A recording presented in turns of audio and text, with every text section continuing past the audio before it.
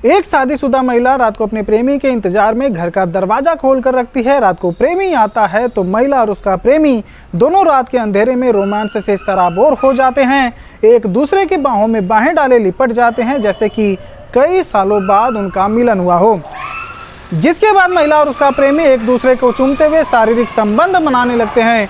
लेकिन अभी दोनों संबंध बना ही रहे होते हैं, दोनों का रोमांस अभी खत्म नहीं हुआ रहता है कि इतने में महिला अपने शातिर दिमाग को चलाती है और उसके प्यार में कैद हो चुके आशिक से कहती है कि मेरा पति बगल वाले कमरे में सो रहा है, जाओ उसे तड़पा तड़पा कर मार डालो।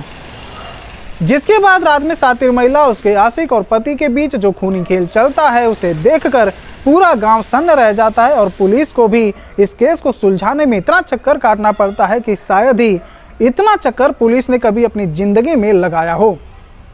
तो चलिए जानते हैं आज की एक और बेहद हैरान और चौंकाने वाली घटना के बारे में। नमस्कार, मैं हूं प्रदीप दुबे और आप सभी लोगों का हमारे चैनल पर बहुत बहुत स्वागत है। दोस्तों, आज की जो सच्ची घटना है वो है छत्तीसगढ़ के दुर्ग जिले के चरोदा गांव की, जहां से सुबह सुबह भिलाई थाने में एक फोन की घंटी बजती है और फोन की घंटी बजते ही पुलिस के कान खड़े हो जाते हैं। जिसके बाद पुलिस को सूचना मिलती है कि उनके इलाके के चरोदा गांव में सुनील शर्मा नाम के युवक की बड़ी ही बेरहमी से हत्या कर दी गई है। जिसके बाद चरोदा गांव में छोटे पुलिस अधिकारी से लेकर बड़े अधिकारी तक मौके पर पहुंचकर मामले की तहकीकात करने में जुट जाते हैं। उधर जैसे ही गांव के लोगों को पता चलता है कि सुनील का किसी ने हत्या कर दिया है तो पूरे गांव में गम का माहौल हो जाता है। पुलिस सुनील के माँ बाप से पूछताछ करती है तो वो बताते हैं कि सुनील अच्छा खासा रात को खाना खाकर तुरंत अपने कमरे में सोने चला गया था और बगल में ही उसकी पत्नी रीना शर्मा भी अपनी दो बेटियों के साथ सो रही थी।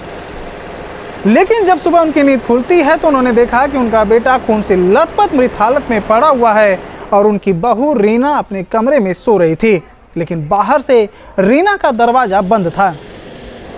पुलिस सुनील की लाश को पोस्टमार्टम के लिए भेज देती है और मामले की छानबीन करने में जुट जाती है। जिसके बाद मामले की तह तक जाने के लिए सीसीटीवी फुटेज को खंगाला जाता है और सुनील के पड़ोसियों और उसके जान पहचान वालों से पूछताछ की जाती है।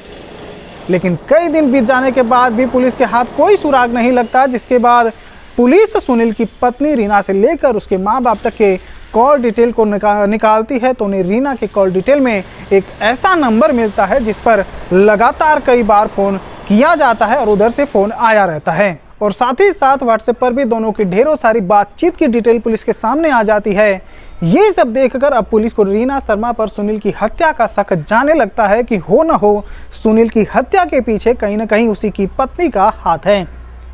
अब पुलिस उस नंबर की जांच करती है तो वो नंबर किसी धीरज कश्यप के नाम पर रहता है। जिसके बाद पुलिस बड़ी बेचैनी से धीरज कश्यप के पीछे लग जाती है तो उन्हें पता चलता है कि वो किसी चंदूलाल चंद्राकर मेडिकल कॉलेज में भर्ती है और कोरोना रिपोर्ट नेगेटिव आने के बावजूद हॉस्पिटल में खुद को पॉजिटिव बताकर जबरदस्ती एडमिट हो गया है। ये सब जानने के बाद पुलिस को पूरा यकीन हो जाता है कि धीरज और रीना ने ही मिलकर सुनील को मौत के घाट उतारा है। जिसके बाद पुलिस को इंतजार रहता है तो बस धीरज और रीना के मुंह से सच्चाई जानने का। अब पुलिस को दोनों के खिलाफ ठोस सबूत मिल गया था, जिसके बुनियाद पर पुलिस दोनों को भिलाई थाने लाकर सख्ती से पूछताछ करती है तो दोनों अपना अपना जुर्म कबूल कर लेते हैं।